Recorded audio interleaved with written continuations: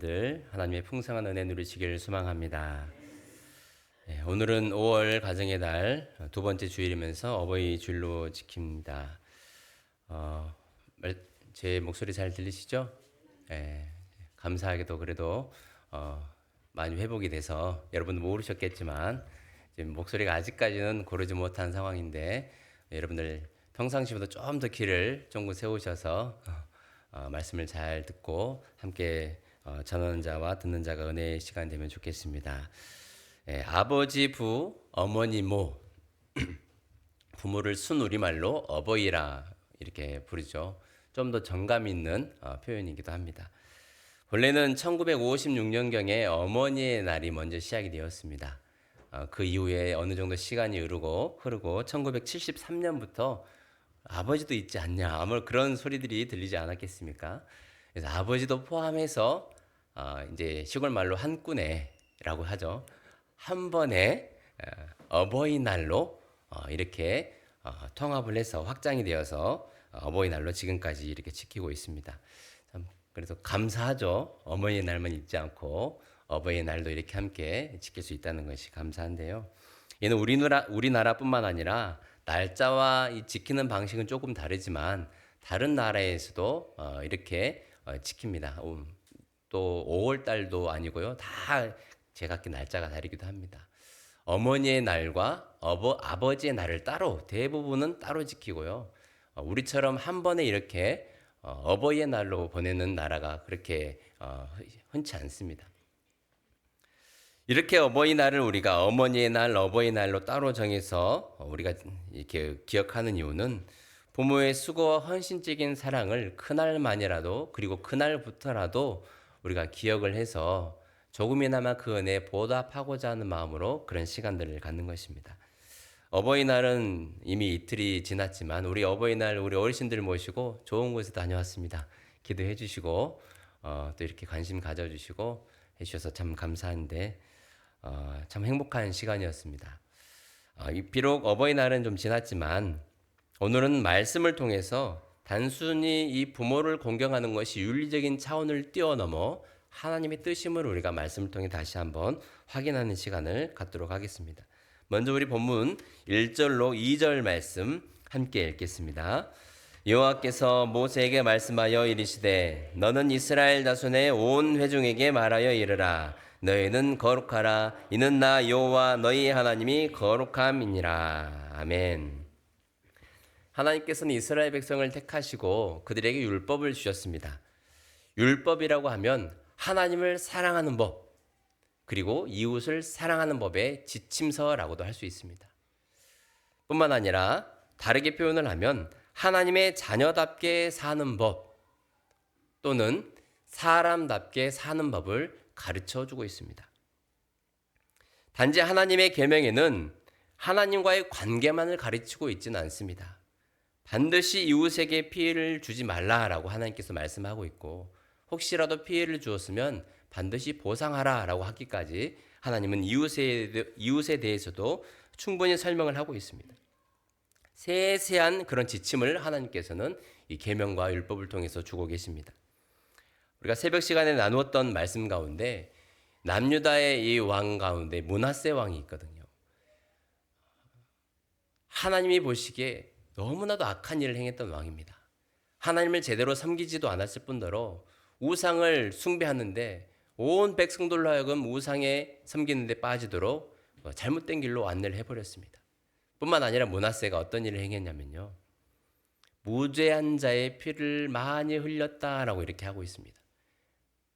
이 요시야가 종교개혁을 완전히 하나님이 보시기에 전무후무할 정도로 절기를 지켜가며 모든 산당들과 우상들을 다 제거해버리고 우상 숭배하는 자들, 섬기는 자들을 다 모조리 멸살시켰음에도 불구하고 하나님께서 남유다에 향한 징계를 돌이키지 않았다라고 하는데 그 이유가 무엇이냐면 므낫세 왕 때문에 그렇습니다. 므낫세가 행한 죄악이 무엇이냐면 하나님을 섬기지 않았고 그리고 우상을 숭배한 죄도 있지만 무죄한 자의 피를 흘린 것, 이웃을 사랑하지 않는 것, 이웃을 섬기지 않는 것, 이것은 하나님 앞에서 큰 죄악으로 하나님이 여겼던 것입니다. 우리 하나님을 믿는 사람들은 하나님과의 관계뿐만 아니라 이웃과의 관계도 바로 서야지 그것이 하나님을 제대로 믿는 것입니다. 오늘 이 말씀에 보면 19장 2절 말씀에 너희는 거룩하라 라고 말씀을 하고 있습니다. 거룩이란 이 단어는 이 원어를 보면 카도시라는 단어가 쓰여 있는데요. 분리시키거나 혹은 분별, 이 구별한다라는 그런 의미를 갖고 있습니다. 하나님께서는 죄악과는 완전히 분리되신 분 아닙니까? 아무런 흠도 없으신 분. 도저히 우리의 생각으로는 하나님을 찾을 수도 없고 만날 수도 없는 분이지만 철저하게 죄와 단절된 구별된 분이 바로 하나님이십니다. 그런 하나님께서 우리에게 거룩하라라고 말씀하고 계시는 거예요.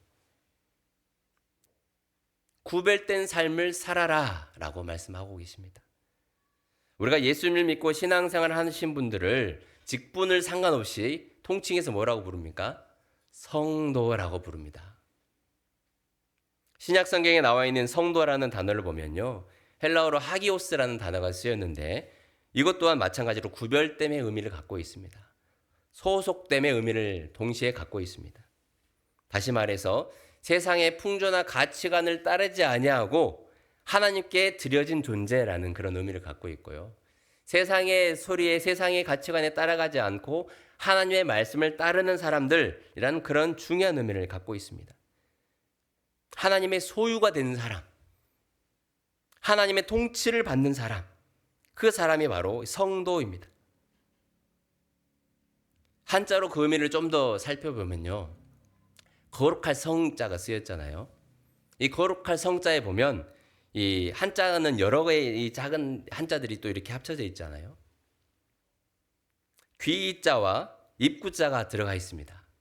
이 말씀의 의미는 하나님의 말씀을 듣고 입으로 선포하며 다니는 사람이 성도라라는 것입니다. 도자는 무리도죠. 걸을 척, 달릴 주, 이 한자들이 다 들어가 있어요. 이 말은 내가 세상을 따르지 않고 예수님을 따르는 제자가 되겠습니다. 하나님을 따르는 하나님의 백성이 되겠습니다.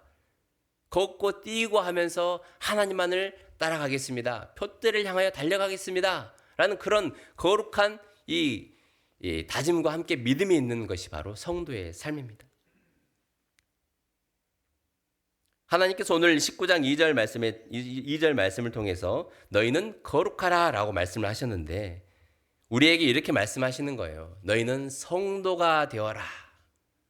이 시간 직분을 다 떼고요. 다 하나님 앞에 성도지 않습니까? 한번 우리 옆에 분들에게 이렇게 고백하겠습니다. 하나님 앞에 고백하는 것처럼 성도로 살겠습니다. 그렇게 사시겠습니까? 쉽지 않을 텐데요.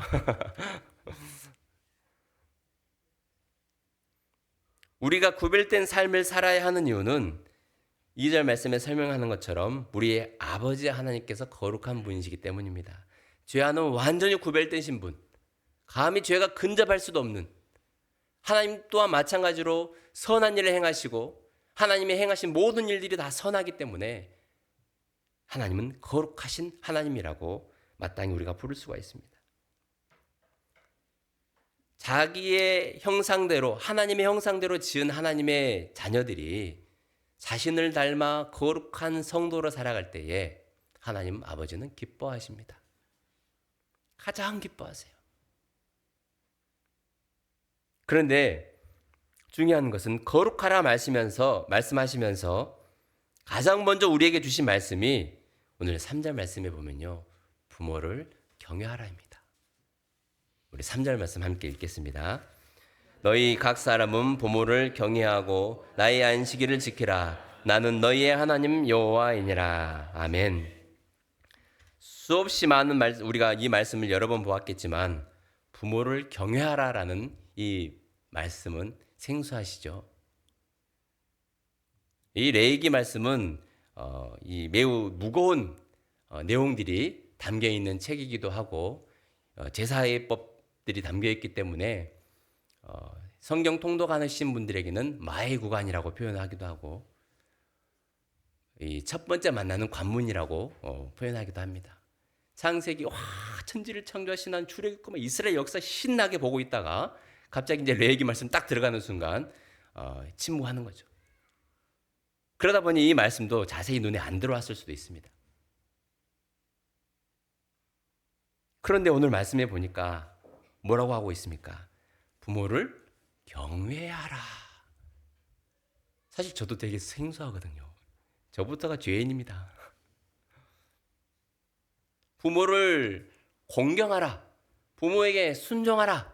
이런 말씀 우리가 자주 들었지만 왜 하나님께서 부모를 너희는 내가 거룩하니 너희는 거룩할지니라 라고 말씀하시면서 가장 먼저 너희는 부모를 경외하라 라고 말씀을 하셨을까요? 그냥 기록된 것이 아니라 부모 공경에 대한 매우 중요한 의미를 담고 있습니다. 경외라는 이 단어는 야레라는 히브리어 단어가 쓰여 있는데요.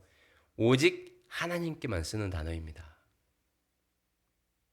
야레의 원어적 의미는 두려움을 가지고 존경하는 것을 의미하거든요. 당연히 우리가 하나님을 경외하는 것이 맞죠. 온 우주 만물을 창조하시고 우리의 삶을 주관하신 그 하나님 앞에 감히 우리의 의로움과 우리의 잘남을 어떻게 내세울 수 있겠습니까? 그러니 우리가 하나님 앞에만 서면 두려움을 가지고 하나님을 존경하는 마음으로 예배하고 하나님의 말씀을 따르는 것입니다. 왜 하나님께서는 하나님의 자녀답게 거룩하라 하시면서 부모를 경외하라는 말씀을 가장 먼저 하셨을까요? 자식의 입장에서 볼 때 부모는 하나님의 이치나 다를 바 없습니다. 근본적으로 하나님께서 우리를 이 땅에 태어나게 하셨지만 사실 부모님이 아니었으면 우리는 이 세상에 존재할 수 없습니다. 아버지의 씨를 받아서 어머니가 10달 동안 모든 신체가 다 형성될 때까지 우리를 품고 있지 않았다면 우리가 어떻게 태어날 수 있었겠습니까? 어머니들 맞죠? 근데 자식들이 그걸 잘 몰라주잖아요. 우리 아버지들도 맞죠? 아버지들도 한몫했습니다. 큰일 하셨습니다. 있지도 않은 존재를 하나님이 그 창조 섭리 가운데 존재하게 했으니 자식에게 있어서는 부모님은 하나님과 같은 존재입니다. 하나님은 눈에 보이지는 않지만 우리에게 생명을 허락하신 영적인 아버지. 부모는 생명을 주시고 낳으시며 길러주신 눈에 보이는 존재로 하나님이 우리에게 주신 분. 하나님을 경외하는 자는 부모를 경외하는 것이 당연한 일임을 오늘 말씀을 하고 있습니다.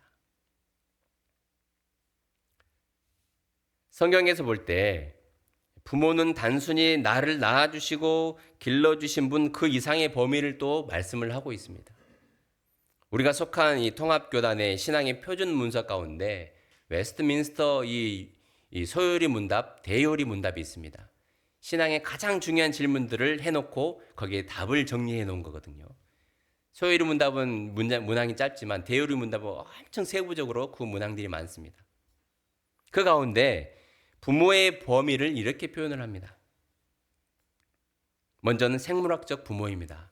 나를 낳아주시고 길러주신 육신의 아버지, 어머니, 물론 시아버지, 시어부모까지 포함이 되겠죠. 두 번째로는 연령상의 윗사람까지 포함을 하고 있습니다. 나이와 경험이 나보다 앞선 모든 어른을 포함을 합니다. 세 번째로는 권위와 직분을 가진 자, 하나님께서 세우신 가정과 교회, 국가의 모든 권위자를 뜻합니다. 가정에서는 하나님께서 또 어른들을 세워주지 않았습니까? 남편을 또 가장으로 또 세우셔서 이 가정이 남편의 말에 이 성경 말씀 우리가 잘 보고 잘 이해해야 되지만 에베소서 말씀 우리가 잘못 이해하면 와 이거는 남성 권위주의적인 말씀이다라고 오해할 수 있는 그런 말씀들이 있습니다. 아내들이 남편에게 복종하라라는 이런 말씀들을 잘못 오해하면 남편들이 그 말씀을 가지고 무기를 삼아서 남용하고 오용할 수가 있습니다. 복종하라는 것은 억지로 하라는 것이 아니라 자발적으로 자기 자신을 낮추는 것이고요. 그리고 또 그 뒤에 말씀을 보면 남편들은 아내에게 주님께서 우리를 위하여 죽기까지 하신 것처럼 이 아내를 사랑하라고 하고 있습니다.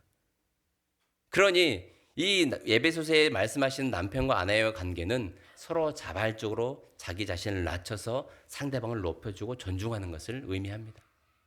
특별히 또 이 가정에 남편들을 다 가정으로 세워주셨는데 그 가정의 이 가정을 또 잘 그들의 이 남편들의 말에 잘 또 따라주고 인정을 해주고 또 남편들은 아내들의 하는 모든 것들을 칭찬해주고 격려해주는 것. 이 가정이 행복한 가정이 되지 않겠습니까? 교회도 마찬가지입니다. 교회도 목회자를 하나님께서 세워주셨는데 그 대요리 문답에 보면 이 모든 이분들이 이 어른들이 다 이 부모에 포함되어 있다는 것입니다. 장로님, 우리 교회는 아직 장로님들이 계시지 않지만 장로님들까지 이렇게 포함이 되어 있고 또 직분자들도 이렇게 포함이 되어 있는데 우리가 직분자를 대할 때에 여러분들이 얼마나 저를 또 귀하게 여겨주십니까? 아침에도 저를 보자마자 괜찮으십니까? 이러더라고요. 아이고 말은 나와서 감사합니다라고 그래요. 서로를 향해서 존대하고 존중하는 마음은 교회를 세워가는 것이고 공동체를 세워가는 중요한 일입니다. 질서를 잡는 것이죠. 저도 우리 배은현 전도사님이 계시지만 저보다 뭐 나이도 어리시고 아름답긴 하시지만 전도사님을 뵐 때 항상 존중하는 마음으로 느끼실지는 모르겠지만 말이나 행동에 있어서 전도사님이시기 때문에 하나님이 세우신 직분자이기 때문에 항상 이 존중하는 마음으로 대하려고 애를 씁니다. 혹시라도 그러지 않을 때 있으면 제가 제정신이 아닌 거예요. 그러니까 용서하시고 뭔 일이 있나 보다. 그럴 땐 그냥 가볍게 넘어가 주시고 가능한 전도사님이 배울 때 앉아 있다가도 전도사님이 딱 오시면 또 일어서서 인사도 드리고 이렇게 서로 존중하는 거거든요.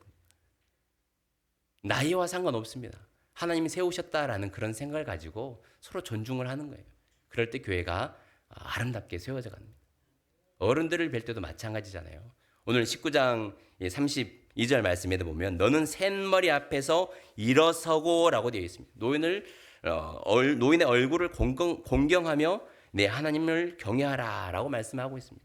우리 어르신들을 뵐 때 일어서서 이렇게 인사를 드리는 것처럼 하나님이 이 공동체 가운데 가정이나 교회나 어떤 사회에서 하나님이 이 부모라라고 이 포함되어 있는 부모 안에 포함되어 있는 그분들을 향해서 우리가 존중의 마음으로 말하고 대할 때에 하나님이 그 공동체를 우리를 통하여 지켜주신다라는 것입니다. 국가의 모든 권위자 또한 마찬가지입니다. 심지어는 이 대요리 문답이 어디까지 포함이 되어 있냐면요. 직장의 상사까지 포함되어 있습니다. 연장자. 사회에서 나보다 좀 더 지혜가 있고 연령이 높고 또 하나님이 세우신 직분자를 우리가 대할 때에 이런 마음을 가지고 우리가 대해야 된다는 거예요. 나라의 위정자들도 마찬가지입니다. 우리가 무조건 비판하고 정죄하고 험담할 것이 아니라 그분들이 하나님의 뜻을 따르도록 우리가 기도해 주는 것이 더 필요합니다. 모르겠습니다. 아마 이 아내에게 물어보면 제가 이 정치하시는 분들을 험담하는 적이 있던가요? 전 안 하거든요. 그렇게 해서 왜 제 입을 더럽힙니까? 우리는 기도할 뿐입니다. 그리고 나라에서 하는 일들을 우리가 잘 따라야 됩니다. 그게 그리스도인이거든요. 로마서 13장 1절 2절 말씀에 보면 각 사람은 위에 있는 권세들에게 복종하라. 권세는 하나님으로부터 나지 않음이 없나니 모든 권세는 다 하나님께서 정하신 바라. 이렇게 말씀을 하고 있습니다. 예수님께서도 이 세금 내는 것에 있어서도 얼마든지 거부할 수 있는 상황은 아니었습니까? 그런데 가이사의 것은 가이사에게 하나님의 것은 하나님께 바쳐라 라고 말씀을 예수님께서 하셨습니다. 권위에 하나님이 세우셨다는 그 권위에 복종하고 그들을 위해서 기도해 주는 것이 우리의 일입니다. 우리 신대교회 성도들은 위정자들을 위해서 특별히 우리가 매번 기도할 때마다 기도하지 않습니까? 험담하지 마시고 비판하지 마시고 여러분들 그 자리에 가면 잘할 수 있겠습니까?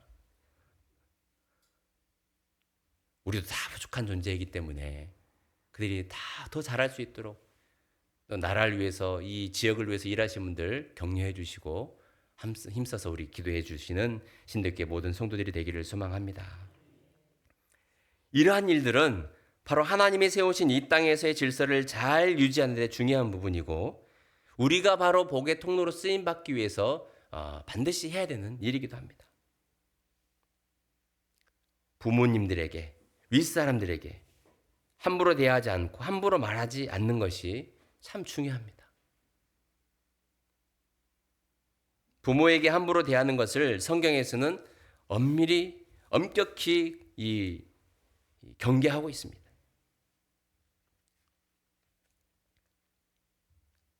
출애굽기나 레위기, 신명기 말씀에 보면요, 이렇게 강력하게 경고를 합니다. 자기 아버지나 어머니를 치는 자, 저주하는 자, 그리고 순종하지 않는 자는 반드시 죽일지니라. 하나님 이렇게까지 말씀을 하고 계셔요.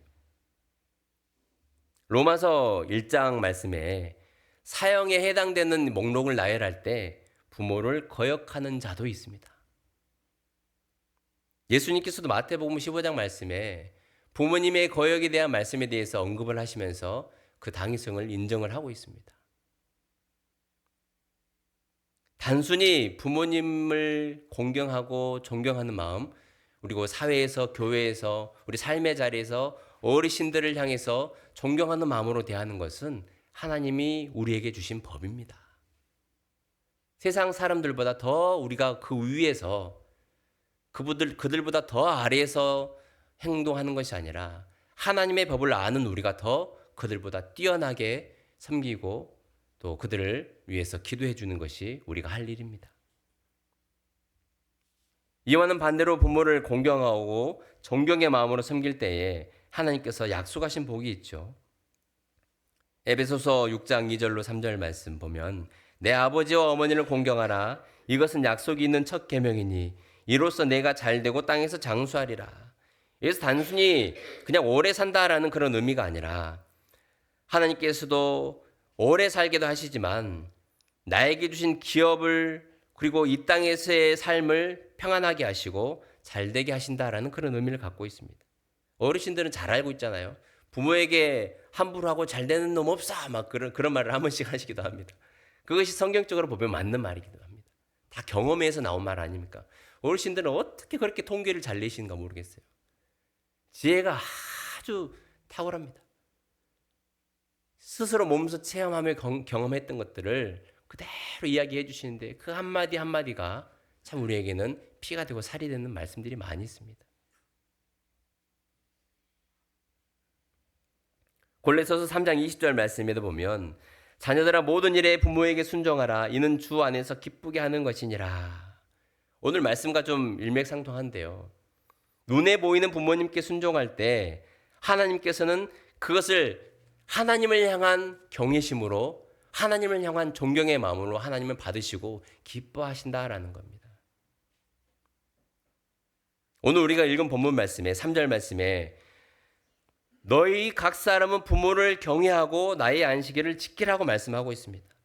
눈에 보이는 부모를 존경하며 섬기면서 하나님께 나와 예배하는 것이 옳은 일이다라는 것을 분명하게 말씀하고 있습니다. 오늘 이 말씀을 통해서 우리는 이 부모에 대한 먼저 이 폭이 넓어졌고요. 부모를 공경하는 것이, 부모를 경외하는 것이 곧 하나님을 경외하는 것이고 하나님을 사랑하는 것이다라는 것을 우리는 알게 되었습니다.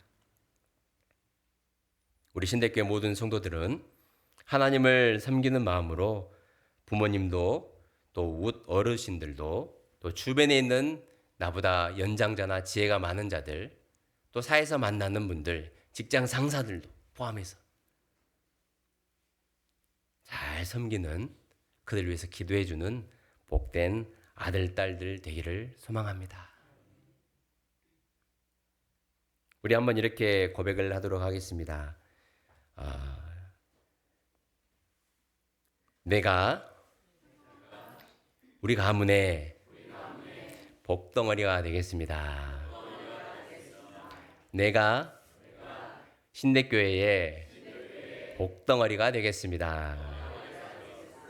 내가 이 지역과 이 나라의 복덩어리가 되겠습니다.